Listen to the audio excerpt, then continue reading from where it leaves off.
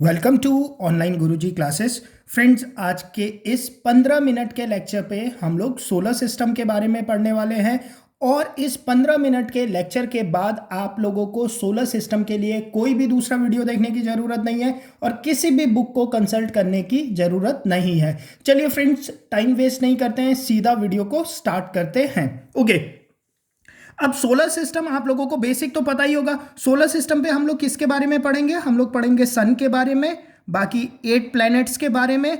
8 planet के पास अपने moon होते हैं तो उन्हें हम लोग नेचुरल सैटेलाइट बोलते हैं, उसके बारे में पढ़ेंगे।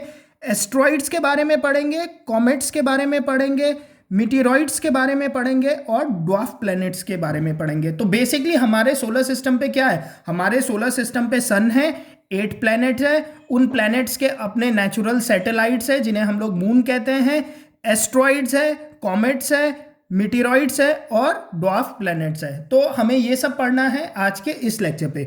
ओके, सबसे पहले आप लोगों को जो पता होना चाहिए वो पता होना चाहिए आप लोगों को सीक्वेंस कि जो प्लैनेट है इनके सीक्वेंस क्या है। ठीक है, अच्छा, प्लैनेट के सीक्वेंस के बारे में अगर बात करूं तो सन आप लोगों का एकदम सेंटर पर है। ठीक है, और बाकी हम लोगों के पास 8 प्लैनेट्स है। ठीक है, पहले 9 हुआ करते थे, अब प्लूटो प्लैनेट नहीं है। तो याद रखना, सन सेंटर पे है और 8 प्लैनेट है। ये जो 8 प्लैनेट है ना, ये सन के अराउंड रिवॉल्व करते हैं एलिप्टिकल पाथ पे। तो कभी कभी क्वेश्चन पूछ लिया जाता है कि जो प्लैनेट मूव करते हैं सन के अराउंड कौन से पाथ पे करते हैं? एलिप्टिकल पाथ पे। आप लोगों को यह बात पता होनी चाहिए। ठीक है, अब सीक्वेंस देखो, सन है, उसके बाद मरकरी है, वीनस है, अर्थ है, मार्स है, जुपिटर है, सैटर्न है, यूरेनस है और नेपच्यून है। ये सीक्वेंस बहुत ही ज्यादा जरूरी है। क्यों? क्योंकि कुछ भी क्वेश्चन बन सकता है। मैं सिंपल सा एक क्वेश्चन बना दूं कि अर्थ के सेकंड राइट पे कौन सा प्लेनेट है, तो अर्थ के सेकंड राइट पे कौन सा है? मार्स और Jupiter.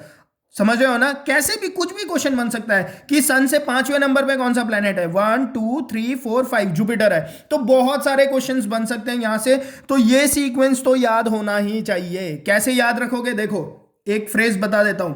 My very efficient mother just shown us 9 planet. But planet था पहले, प्लेनेट प्लूटो को बताता था, बट अब प्लूटो नहीं है। याद हो गया? माई very efficient mother just shown us 9 planet. ऐसे आप लोग इस सीक्वेंस को याद रखोगे। सीक्वेंस याद है तो बहुत सारे क्वेश्चंस तो यहीं से हो जाएंगे।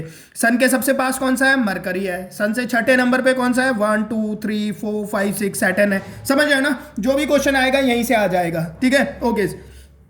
अब एक बात ध्यान रखो, सन से लेकर मार्स तक जो मरकरी है, वीनस है, अर्थ है और मार्स है। ठीक है, मार्स और जुपिटर के बीच में एस्ट्रॉइड्स है, वो सभी अभी बताऊंगा बाद में। अब मरकरी, वीनस, अर्थ और मार्स, इन्हें हम लोग कहते हैं इनर प्लैनेट। ठीक है, यहां तक मार्स तक को क्या कहा जाता है? Inner planet. इनर प्लैनेट या टेरिस्टेरियल प्लैनेट इन्हें कहा जाता है। ठीक है, मार्स तक को टेरिस्टेरियल प्लैनेट कहते हैं। मतलब मरकरी, वीनस, अर्थ और मार्स कैसे हैं? हमारे टेरिस्टेरियल प्लैनेट है। क्यों है इनका नाम टेरिस्टेरियल प्लैनेट? क्योंकि ये जो प्लैनेट है ना, ये प्लैनेट आप लोगों के रॉक और मेटल से मिलके बने हुए हैं। ठीक है, तो टेरिस्टेरियल प्लैनेट।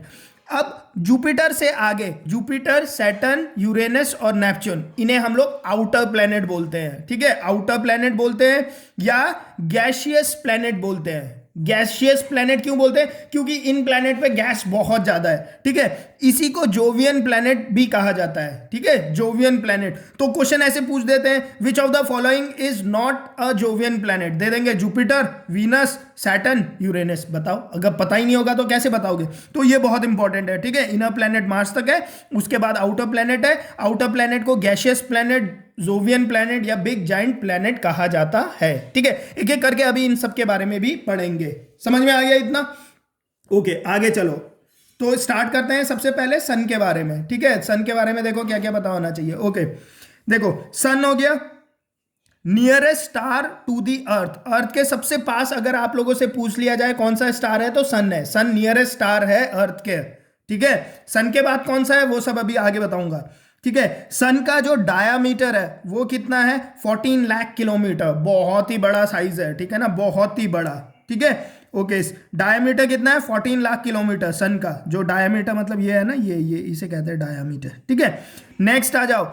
सन पे कौन कौन से गैस होते हैं? सी फ्रेंड, सन पे आप लोगों का हाइड्रोजन और हीलियम दो गैस होते हैं, मेजर जो मेजर गैस होते हैं। इस पे क्या होता है, 71% तो आप लोगों का हाइड्रोजन है, ठीक है, 71% हाइड्रोजन है और 27% क्या है, हीलियम है। 27% क्या है, हीलियम है। अब होता क्या है सन पे, देखो ये क्वेश्चन बार बार पूछा जाता है कि सन पे कौन सा रिएक्शन होता है, तो न्यूक्लियर फ्यूजन रिएक्शन होता है। न्यूक्लियर फ्यूजन रिएक्शन होता है। न्यूक्लियर फ्यूजन रिएक्शन में क्या होता है गाइस, आप लोगों का देखो सन है ना, सन पे यू है तो न्यूक्लियर फ्यूजन पे भी यहां पर यू है, फिजन पे यू नहीं होता, आई होता है, ठीक है, तो याद रखना। अब होता क्या है सन पे क्या होता है, हाइड्रोजन प्लस हाइड्रोजन मिलके क्या बनाते हैं, हीलियम बनाते हैं, ठीक है। इसीलिए क्या है, हाइड्रोजन ज्यादा है, हीलियम कम है, ठीक है ना, क्योंकि अभी कम ही फॉर्मेशन हुआ है हीलियम का। प्लस एनर्जी बनती है, बहुत सारी एनर्जी बनती है, वही क्या होती है, सन की एनर्जी होती है, ठीक है। अच्छा, अब डिस्टेंस कितना है सन का, सी सन का डिस्टेंस अर्थ से 150 मिलियन किलोमीटर्स है, ठीक है ना। सन कितना दूर है अर्थ से, 150 मिलियन किलोमीटर दूर है, ठीक है। और सन की एज कितनी है फ्रेंड्स, सन की एज है 4.6 बिलियन ईयर ओल्ड है हमारा सन, ठीक है। सन के बारे में बात क्लियर। चलिए आगे चलते हैं, आगे पढ़ते हैं। और अब हम लोग आगे के प्लैनेट्स के बारे में पढ़ते हैं, ठीक है। ओके, इसमें मिला लेते हैं जरा, ठीक है। हाँ चलो ठीक है, अब इतना ठीक है। ओके, सीक्वेंस मैंने दोबारा लिख दिया है, सन, mercury, Venus, Earth, Mars, Jupiter, Saturn, Uranus और नेपच्यून, ठीक है। अच्छा फ्रेंड्स, एक और बात यहां पर बता दूं, इस चैप्टर को पढ़ने के बाद इस चैप्टर का कंप्लीट ऑब्जेक्टिव, ठीक है, टेस्ट आप लोगों ने देना है, नीचे डिस्क्रिप्शन पे मैंने उस ऑब्जेक्टिव टेस्ट का लिंक दे रखा है, ठीक है। तो जितने भी आप लोगों के प्रीवियस ईयर एग्जाम्स पे क्वेश्चंस आए हुए हैं ना, सारे क्वेश्चंस वहां पर डिस्कस कर रखे हैं। तो इस थ्योरी के लेक्चर को देखने के बाद आप लोगों ने वो डिस्क्रिप्शन पे या नीचे कमेंट पे मैंने पिन कर रखा है, ठीक है ना। आप लोगों ने वहां पर जाके टेस्ट भी देना है और उस टेस्ट को देने के बाद अपना स्कोर भी बताना है मुझे वहीं पर लिख के, ठीक है। उस चैनल को भी आप लोग सब्सक्राइब कर लीजिए, ओके। अब आ जाओ मरकरी के बारे में। मरकरी के बारे में क्या पता होना चाहिए आप लोगों को, सी मरकरी के पास no natural satellite, no moon, Mercury के पास अपना कोई भी मून नहीं है, ये बात ध्यान रखना। क्वेश्चन पूछा जाता है कि किस प्लेनेट के पास मून नहीं है, मरकरी के पास मून नहीं है। क्यों नहीं है, अर्थ के बहुत पास है तो मून वहां पर नहीं है, ठीक है। सेकेंड बात, ये क्या है, स्मॉलेस्ट प्लेनेट है मरकरी, आप लोगों का क्या है, स्मॉलेस्ट प्लेनेट है। थर्ड बात, मरकरी क्या है, स्मॉलेस्ट प्लेनेट है, सन के सबसे पास है, तो ये क्या करता है, सन का जो चक्कर है ना वो सबसे जल्दी पूरा कर लेता है, ठीक है। सन के अराउंड जो रिवॉल्व करता है ये सबसे जल्दी रिवॉल्व कर लेता है। कितने दिन पे कर लेता है, 88 डेज पे रिवॉल्व कर लेता है। ये बात पता होना चाहिए क्योंकि ये सबसे जल्दी कर रहा है, तो ये बात यहां पर लिख लो, नोट्स पे लिख लेना आपने, 88 डेज पे रिवॉल्व कर लेता है। अर्थ कितने दिन में करता है, 365 डेज पे, बट मरकरी कितने दिन पे कर लेता है, 88 डे पे। मतलब मरकरी पे एक साल कितने का हुआ, 88 डे का एक साल हुआ, ठीक है। इतनी बात पता होनी चाहिए मरकरी के बारे में, दैट्स इट। अब आ जाओ वीनस के बारे में।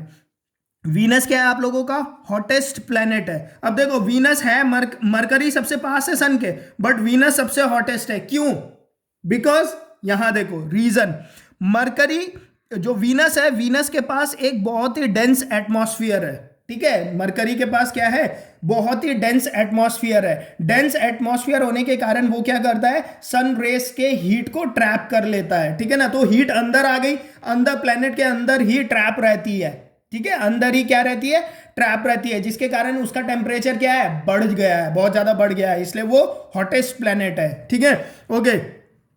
और इसीलिए क्योंकि डेंस एटमॉस्फेयर है, वीनस का एटमॉस्फेयर बहुत डेंस है, तो इसीलिए इसे वील्ड प्लेनेट भी कहा जाता है। वील्ड प्लेनेट मतलब अनक्लियर। अब बहुत ही डेंस सा एटमॉस्फेयर होगा वीनस के बाहर का एटमॉस्फेयर, तो सोचो वीनस हमें क्लियर नहीं दिखाई देगा, क्लियर नहीं दिखाई देगा मतलब अनक्लियर दिखाई देगा, इसीलिए उसे क्या बोला जाता है, वील्ड प्लेनेट भी बोला जाता है, ठीक है ना, अनक्लियर प्लेनेट भी बोला जाता है। थर्ड बात क्या पता होनी चाहिए वीनस के बारे में, वीनस जो है आप लोगों का, वीनस आप लोगों का ब्राइटेस्ट प्लेनेट है। वीनस कैसे है आप लोगों का, ब्राइटेस्ट प्लेनेट है। क्यों है वीनस आप लोगों का ब्राइटेस्ट प्लेनेट, फ्रेंड्सी जो आप लोगों का डेंस एटमॉस्फेयर है ना, डेंस एटमॉस्फेयर पे क्या होता है, सूरज की रोशनी जब गिरती है ना तो वो हीट को तो एब्जॉर्ब कर लेता है वीनस, बट लाइट को क्या कर देता है, रिफ्लेक्ट कर देता है। लाइट रिफ्लेक्ट हो जाती है, तो ज्यादा लाइट रिफ्लेक्ट होती है तो उसकी ब्राइटनेस क्या है, एकदम से ज्यादा वो हमें ब्राइट दिखता है, ठीक है। हम्म, चौथी बात आपको पता होनी चाहिए, इसे हम लोग मॉर्निंग और इवनिंग स्टार वीनस को कहते हैं। मॉर्निंग और इवनिंग स्टार क्यों कहा जाता है मॉर्निंग और इवनिंग स्टार वीनस को? क्यों? क्योंकि देखो, सूरज के उगने से पहले और सूरज के डूबने के बाद हम लोगों को आसमान पे वीनस दिखाई देता है। मतलब सूरज उदय नहीं हुआ है तो आपको आसमान पे क्या दिखेगा? वीनस दिखेगा सबसे चमकता हुआ। ठीक है, इसीलिए वीनस क्या है आप लोगों का? मॉर्निंग और इवनिंग स्टार है। मतलब सूरज के निकलने से पहले वीनस सबसे चमकदार है, सूरज के डूबने के बाद वीनस सबसे चमकदार है, इसीलिए मॉर्निंग और इवनिंग स्टार बोला जाता है। थर्ड, फोर्थ, वीनस को अर्थ ट्विंस कहते हैं। क्यों कहते हैं वीनस को अर्थ ट्विंस? क्यों? क्योंकि जो वीनस का शेप है और वीनस का जो साइज है और जो वीनस का जो मतलब देखने में बिल्कुल अर्थ की तरह लगता है, इसीलिए वीनस को क्या कहा जाता है? अर्थ ट्विंस कहा जाता है। ठीक है, ओके। फोर्थ बात, रोटेट क्लॉकवाइज। ये बात बहुत इंपॉर्टेंट है। क्लॉकवाइज मतलब क्लॉक कैसे घूमता है? ऐसे घूमता है ना। देखो एक चीज बता देता हूं पहले, यहां देखो, ये नॉर्थ हो गया, ये साउथ हो गया, ये ईस्ट हो गया, ये वेस्ट हो गया। घड़ी रखूंगा तो घड़ी कैसे घूमेगी? ऐसे घूमेगी, घूमेगी ना घड़ी की सुई ऐसे, तो इसे क्लॉकवाइज डायरेक्शन कहते हैं। तो वीनस आपका क्लॉकवाइज घूमता है। ठीक है, एक और ग्रह, एक और प्लेनेट है जो क्लॉकवाइज घूमता है, बाकी सब एंटी क्लॉकवाइज घूम रहे हैं। ठीक है, बाकी सब एंटी क्लॉकवाइज घूम रहे हैं। तो ये क्वेश्चन पूछ लिया जाता है कि रोटेट क्लॉकवाइज, और कैसे क्लॉकवाइज कैसे घूमता है? East to west. यहां देखो कैसे जा रहे हैं हम? ईस्ट टू वेस्ट की तरफ। बाकी सारे क्या होंगे? वेस्ट टू ईस्ट की तरफ जा रहे होंगे। ठीक है, रोटेशन याद रखना है एक बात। और ये बात रखना, नो सैटेलाइट, वीनस के पास अपना कोई सैटेलाइट नहीं है, मून नहीं है। तो मरकरी और वीनस के पास अपना कोई मून नहीं है। ठीक है, इस बात को याद रखना। इतनी बातें आप लोगों को वीनस के बारे में पता होनी चाहिए, दैट्स इट। अब आ जाते हैं अर्थ। अर्थ के बारे में तो सब चीज आप लोगों को पहले ही पता होगा। ठीक है, अर्थ के बारे में तो पता ही होगा ना। चलो थोड़ा बहुत बता देता हूं। अर्थ को क्या कहते हैं? ब्लू प्लेनेट कहते हैं। क्यों कहते हैं ब्लू प्लेनेट? क्योंकि अर्थ में वाटर सबसे ज्यादा है। ठीक है, वाटर ज्यादा होने के कारण अर्थ को ब्लू प्लेनेट कहा जाता है। अब अर्थ, अभी तक देखो, वीनस और मरकरी के पास अपने मून नहीं थे, बट अर्थ के पास अपना एक नेचुरल सैटेलाइट है जिसे हम मून कहते हैं। ठीक है, तो अब मून के बारे में थोड़ा बहुत पता होना चाहिए। See, study of moon, selenology. ठीक है, ये इंपॉर्टेंट है। What we call study of moon? Study of moon is called selenology. ठीक है, अच्छा। सेकेंड बात, मून अपने एक्सिस पे 27 दिन 7 घंटे और 43 मिनट पे घूम जाता है। एक्सिस पे जो रोटेशन करता है। ठीक है, जैसे अर्थ अपने एक्सिस पे कितने टाइम पे रोटेशन करता है? अर्थ अपने एक्सिस पे 24 आवर्स, एग्जैक्ट तो 23 आवर्स 59 मिनट कुछ सेकंड्स है ना, बट मोटा मोटा 24 घंटे में अर्थ अपने एक्सिस पे रोटेट कर लेता है। मून कितने में करता है? पता होना चाहिए ये बात, 27 दिन 7 घंटे और 43 मिनट पे। ठीक है, इस बात को याद रखना, मून कितने टाइम में करता है। सेकेंड बात, मून का जो साइज है वो 1/4 ऑफ अर्थ है, मतलब 25% अर्थ के साइज का है मून का साइज। थर्ड बात, gravitational pull is 1/6 of earth. Earth का जितना ग्रेविटेशनल पुल है ना, अर्थ का ग्रेविटेशनल पुल है उसका 1/6 मून का ग्रेविटेशनल पुल है। ठीक है, इस बात को ध्यान रखना। What is the value of gravity at moon, ये क्वेश्चन पूछा जाता है। ठीक है ना, तो gravitational pull is 1/6 of earth. Earth का जितना ग्रेविटेशनल पुल है उसका 1/6 है। हाईएस्ट पॉइंट है जो मून पे हाईएस्ट पॉइंट है जो, वो है माउंट लिबनिट्स। ठीक है, माउंटेन लिबनिट्स मून का सबसे हाईएस्ट पॉइंट है, इस बात को ध्यान रखना। अच्छा, एक और चीज यहां पर बता देता हूं, एक और इंपॉर्टेंट चीज जो पता होनी चाहिए मून के बारे में, उसे हम कहते हैं ब्लू मून। अब ये ब्लू मून क्या होता है ये आप लोगों को पता होना चाहिए। सी फ्रेंड्स, कभी कभी क्या होता है, एक महीने के अंदर 2 बार फुल मून दिख जाते हैं। एक बार फुल मून दिखा, पूर्णिमा की रात कहते हैं ना, फिर अमावस्या आता है 15 दिन बाद लगभग। ठीक है, फुल मून रहता है। ठीक है, फिर 15 दिन बाद क्या आता है? अमावस्या आ जाता है, मतलब डार्क मून, मतलब मून होता ही नहीं है, गायब रहता है। उसके बाद दोबारा से फुल मून आ जाता है, फिर 15 दिन बाद फुल मून आ जाता है। ठीक है, एक अप्रोक्सीमेशन दे रहा हूं। तो कभी कभी क्या होता है, एक महीने के अंदर 2 बार फुल मून आ जाते हैं। सपोज करो अक्टूबर का महीना है, 1 अक्टूबर को फुल मून था। ठीक है, उसके बाद 15 अक्टूबर को अमावस्या आ गया, फिर उसके बाद 30 अक्टूबर को दोबारा से फुल मून आ गया। तो जब एक महीने के अंदर 2 बार फुल मून आ जाते हैं तो उसे ब्लू मून कहा जाता है। तो ये क्वेश्चन पूछ लिया जाता है, इसलिए आप लोगों को पता होना चाहिए कि ब्लू मून किसे कहते हैं। Two full moon in a single calendar month is, अगर दो फुल मून आते हैं एक सिंगल कैलेंडर मंथ पे, तो जो सेकंड मून आया, ठीक है, ये जो सेकंड मून आया उस मून को हम लोग क्या कहते हैं, ब्लू मून कहते हैं, आप लोगों को पता होना चाहिए। ठीक है फ्रेंड्स, ओके। ऑब्जेक्टिव क्वेश्चन पक्का से कर लेना, नीचे डिस्क्रिप्शन पे लिंक दे रखा है मैंने, ठीक है। इसे पढ़ने के बाद इस पे सारा चैप्टर पढ़ेंगे, फिर वहां पर ऑब्जेक्टिव को फटाफट पढ़ लेना, ठीक है। ओके दोबारा से एक बार देख लो। Son my very efficient mother just shown us 9 planet, Pluto नहीं है, Mercury, Venus, Earth, Mars, Jupiter, Saturn, Uranus, Neptune. ठीक है, अभी तक कितने के बारे में पढ़ लिया, अर्थ तक पढ़ लिया। अब आ जाओ मार्स के बारे में। मार्स के बारे में आप लोगों को क्या पता होना चाहिए। सी, जो मार्स है फ्रेंड, इसे हम लोग कहते हैं रेड प्लेनेट। क्यों कहते हैं, क्योंकि यहां पे आयरन बहुत ज्यादा होता है, इसीलिए मार्स को क्या कहा जाता है, रेड प्लेनेट कहा जाता है। ठीक है, मार्स जो है वो सेकंड स्मॉलेस्ट प्लेनेट है, सेकेंड स्मॉलेस्ट प्लेनेट है। फर्स्ट स्मॉलेस्ट प्लेनेट कौन सा है आप लोगों का, mercury. Mercury is the first smallest planet, और सेकेंड स्मॉलेस्ट प्लेनेट कौन सा है आप लोगों का, मार्स, पता होना चाहिए। ठीक है, ओके। अच्छा, अब जो मार्स है ना गाइस, मार्स के पास 2 मून है, अर्थ के पास 1 मून था, मार्स के पास 2 मून है। ठीक है, क्लियर। देखो, मरकरी के पास मून नहीं था, वीनस के पास मून नहीं था, अर्थ के पास 1 मून था, हमने उसके बारे में पढ़ लिया। मार्स के पास 2 मून है।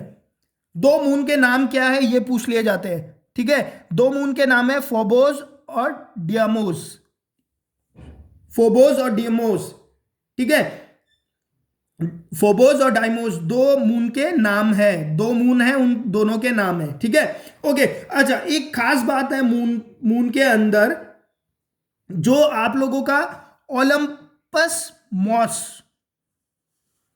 मार्स के अंदर ओलंपस मॉस, ठीक है, ये tallest mountain in the solar system है, सबसे बड़ा माउंटेन। जैसे अर्थ के अंदर क्या एवरेस्ट है ना, ठीक है, वैसे ही पूरे सोलर सिस्टम का जो टॉलेस्ट माउंटेन है वो मार्स पे है, और उसका नाम है ओलंपस मॉन्स।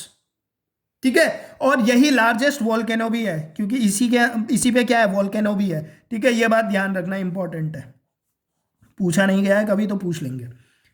ठीक है, मार्स के बारे में इतना पता है, काफी है, ज्यादा पता होने की जरूरत नहीं। ठीक है, आ जाओ जुपिटर के बारे में। जुपिटर क्या है आप लोगों का, लार्जेस्ट प्लेनेट है।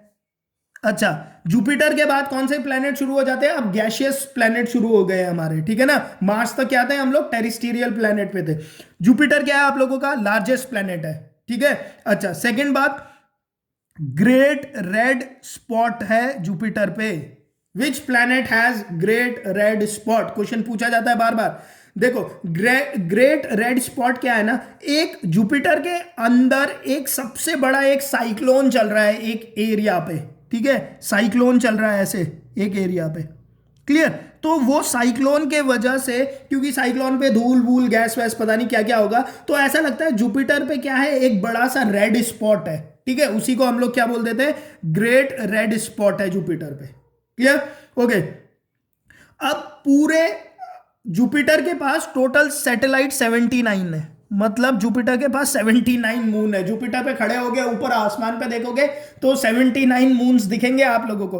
पहले सबसे ज्यादा होते थे, बट अब सैटर्न के पास है सबसे ज्यादा। ठीक है, अब सैटर्न के पास है सबसे ज्यादा, बट जुपिटर के पास एक खास बात है, जितने भी मून है आप लोगों के सोलर सिस्टम में, जुपिटर का जो मून है वो सबसे बड़ा है। ठीक है, लार्जेस्ट सैटेलाइट या लार्जेस्ट मून जुपिटर के पास है पूरे आपके सोलर सिस्टम का। ठीक है, और उसका नाम है गैनीमीडी, ये याद रखना। ठीक है, लार्जेस्ट सैटेलाइट या लार्जेस्ट मून क्या है, गैनीमीडी, क्लियर। इतना आप लोगों को जुपिटर के बारे में पता होना चाहिए। चलिए आगे चलते हैं, सैटर्न के बारे में आ जाओ। सैटर्न क्या है आप लोगों का, सेकंड लार्जेस्ट प्लेनेट है। फर्स्ट लार्जेस्ट क्या था, जुपिटर, सेकंड लार्जेस्ट क्या है, सैटर्न है। ठीक है, अच्छा, सैटर्न के बारे में, सैटर्न पे सबसे ज्यादा मून है, मैक्सिमम सैटेलाइट। ठीक है, सैटर्न के पास है, पहले जुपिटर के पास होता था, बट अब सैटर्न के पास है, क्योंकि 20 नए मून डिस्कवर हुए हैं आप लोगों के सैटर्न पे। ठीक है, तो सैटर्न के पास टोटल 82 मून्स है अभी के टाइम पे। ठीक है, और जो सबसे बड़ा मून है इन 82 मून पे, उसे हम लोग बोलते हैं टाइटन। क्या बोलते हैं उसे, टाइटन। टाइटन क्या है आप लोगों का, सबसे लार्जेस्ट मून है इन 82 मून्स पे। ठीक है, लार्जेस्ट मून ऑफ सैटर्न पूछा जाएगा तो टाइटन।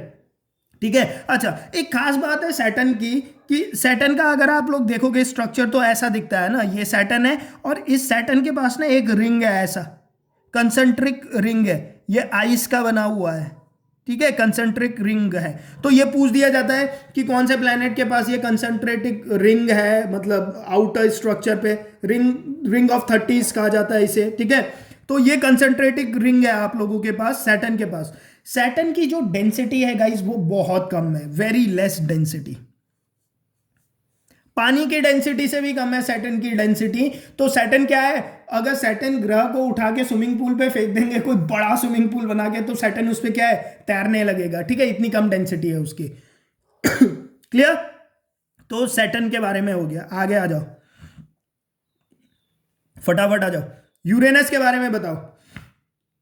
सी, यूरेनस जो है इसे ग्रीनिश इन कलर है, यूरेनस कैसा है, ग्रीनिश इन कलर है, मतलब दिखने में ग्रीन है, ठीक है। क्यों ग्रीन है, क्योंकि यूरेनस के जो एटमॉस्फेयर है उस पर मीथेन गैस बहुत ज्यादा है, जिसके वजह से ये ग्रीन दिखता है।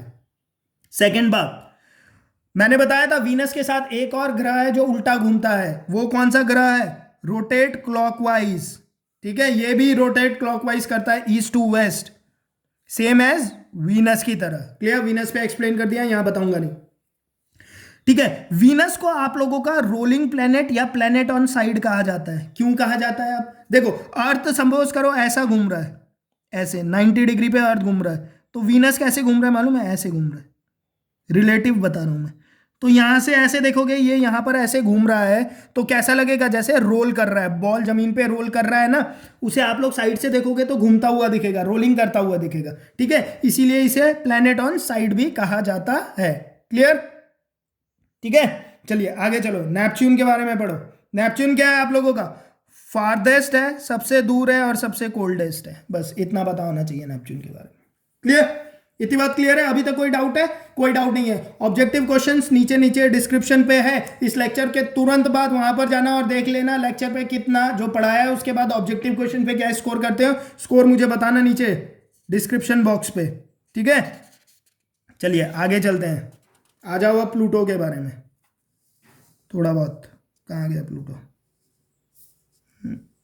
ये रहा प्लूटो, ठीक है। देखो प्लूटो क्या है, पहले तो प्लेनेट था, बट अब इसे प्लेनेट से हटा दिया गया है, अब इसे हम लोग क्या कहते हैं, डॉफ प्लेनेट कहते हैं, मतलब बोना प्लेनेट।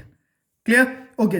अब प्लूटो क्या है, देखो 24 अगस्त 2006 को प्लूटो को प्लेनेटरी स्टेटस से हटा दिया गया। ये याद रखना, पूछ लेते क्वेश्चन की कब हटा प्लूटो, कौन से साल में हटाया गया, 2006 पे, ठीक है, ओके। अब यहां पर देखो, ये नेपच्यून है, नेपच्यून के बाद प्लूटो को आना था, ठीक है। बट अब प्लूटो क्या है, प्लेनेट का मेंबर नहीं है, बट प्लूटो को क्या है, नेपच्यून के बाद क्या है ना, एक ऐसी एक बेल्ट है,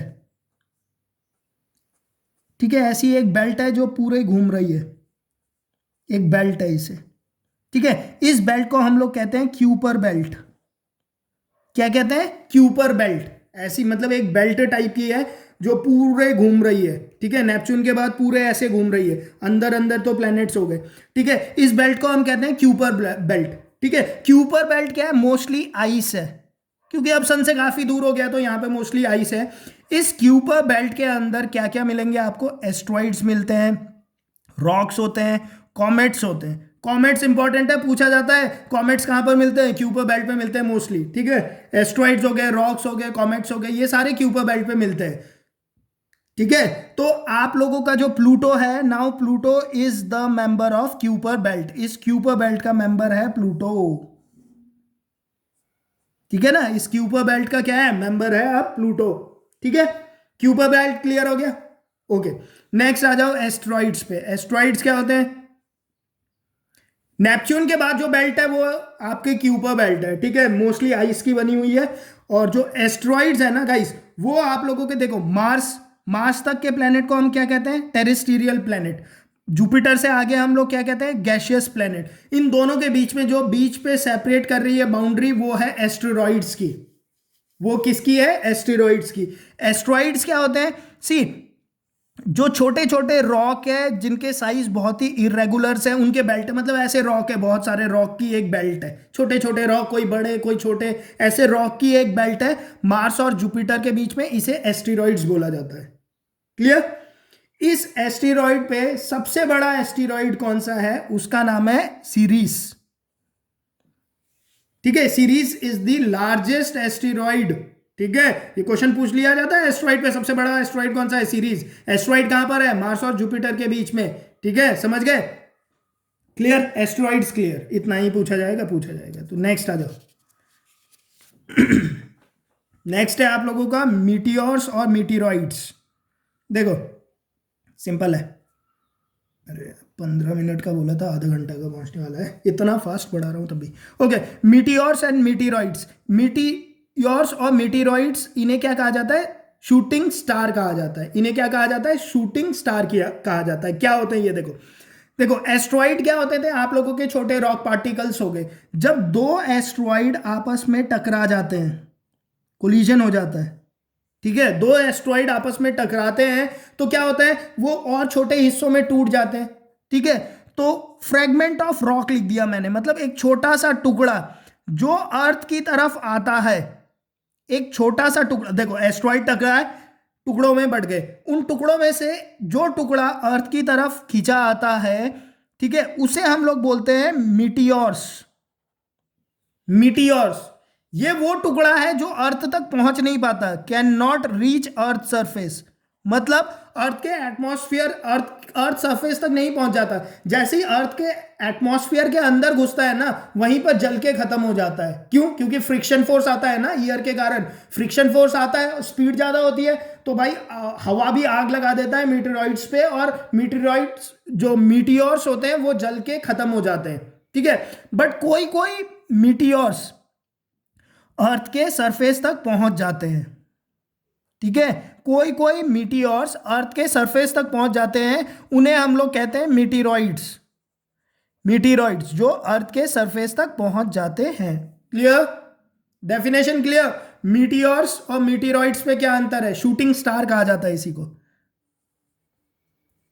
ये तो बहुत दिखता है ना रात को।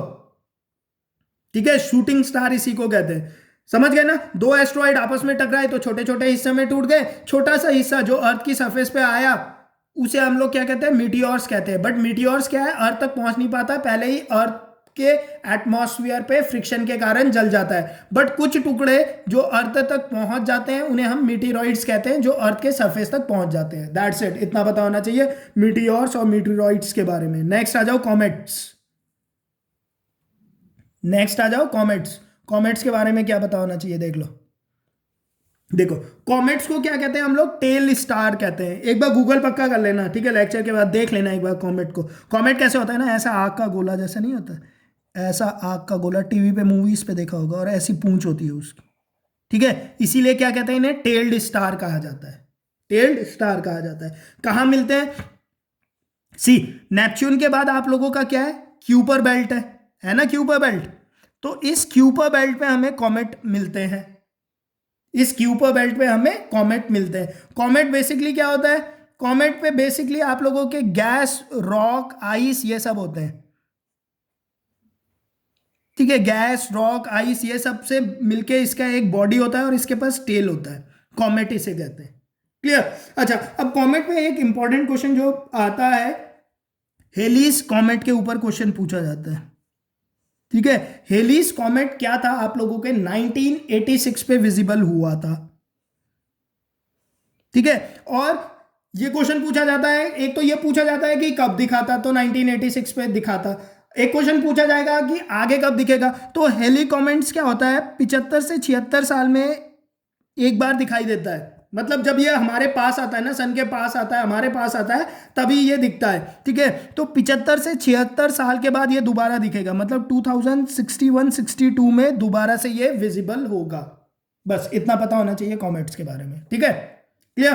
तो फ्रेंड्स, आज के इस वीडियो पे हम लोगों ने लगभग पूरे सोलर सिस्टम को कवर कर दिया है। जितने भी आप लोगों के बुक्स है, हर बुक को कवर कर दिया गया है, और आप लोगों के एग्जाम्स पे होपफुली इससे बाहर नहीं आएगा। इतना तो आप लोगों को एटलीस्ट पता ही होना चाहिए। बाकी अब इस लेक्चर को सुन लिया, अब आप लोगों ने क्या करना है, नीचे डिस्क्रिप्शन बॉक्स पे क्या है, आप लोगों को एक लिंक दे रखा है, उस पर ऑब्जेक्टिव टेस्ट है आप लोगों के, ठीक है। वो सारे क्वेश्चन है जो प्रीवियस ईयर एग्जाम्स पे आए हुए हैं। तो इस लेक्चर को सुनने के बाद एक बार उससे प्रैक्टिस कर लेना, तो आप लोगों को यह पता चल जाएगा कि किस टाइप के क्वेश्चन एग्जाम्स पे पूछे जाते हैं और क्वेश्चंस को कैसे ट्विस्ट किया जाता है। उसके बाद आप लोगों को किसी भी क्वेश्चन पे कहीं भी कोई भी प्रॉब्लम नहीं होनी चाहिए सोलर सिस्टम में। फ्रेंड, वीडियो पसंद आया तो वीडियो को लाइक कीजिए, चैनल अभी तक सब्सक्राइब नहीं किया है तो चैनल को सब्सक्राइब करके बेल आइकन पक्का से दबा दीजिएगा, ताकि अगली जो वीडियो अपलोड करूं उसका नोटिफिकेशन आप लोगों को पक्का से मिल जाए। Thank you friends.